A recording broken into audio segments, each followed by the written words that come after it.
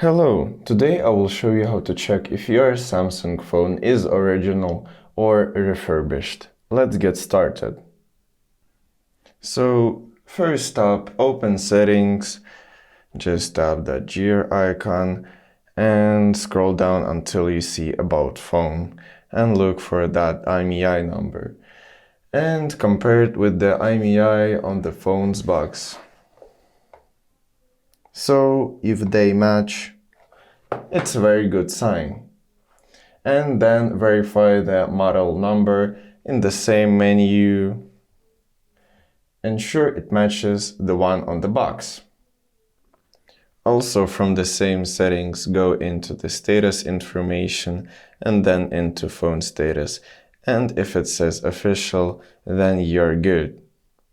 And from there, let's check it through the app.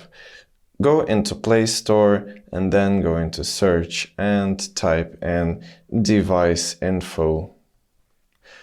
Download this app and then open it. And what we are looking for is model name. If model name is the same with the model name in the settings, then probably everything is good with your device.